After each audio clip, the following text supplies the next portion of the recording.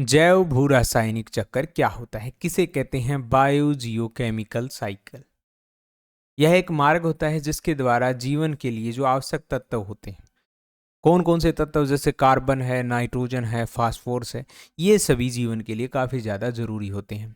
ऐसे जो तत्व होते हैं पृथ्वी के जैविक यानी जहाँ पर जीवन है और अजैविक जिनके अंदर जीवन नहीं है, उन घटकों के बीच में चक्रित होते रहते हैं।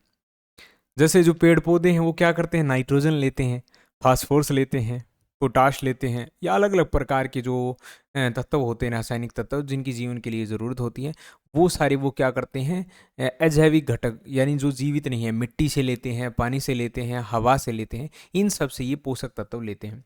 फिर हम क्या करते हैं, इन पेड़ पौधों को खाते हैं, इनके जो फल होते हैं, सब्जियां होती हैं, या अलग अलग प्रकार के जो जीव हैं इनको डायरेक्टली खाते हैं, फिर उन जीवों को दूसरे जीव भी खाते हैं। इस तरह से पूरा चक्कर चलता रहता है। और जब ये सभी जीव मर जाते हैं तब क्या होता है, ये दोबारा से मिट्टी के अंदर मिल जाते हैं और इनके अंदर जो ये पोषक तत्व गए थे ये दोबारा से मिट्टी में पहुंच जाते हैं। तो इस प्रकार से क्या होता रहता है, एक साइकिल चलता रहता है। और इसी साइकिल को हम जैव भू रासायनिक चक्कर बोलते हैं।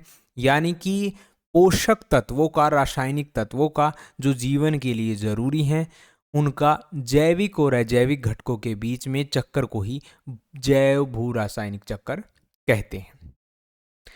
ये चक्कर सुनिश्चित करता है कि जो सीमित मात्रा के अंदर पोषक तत्व हैं उनका दोबारा से उपयोग हो सके और जीवन निरंतर चलता रहे।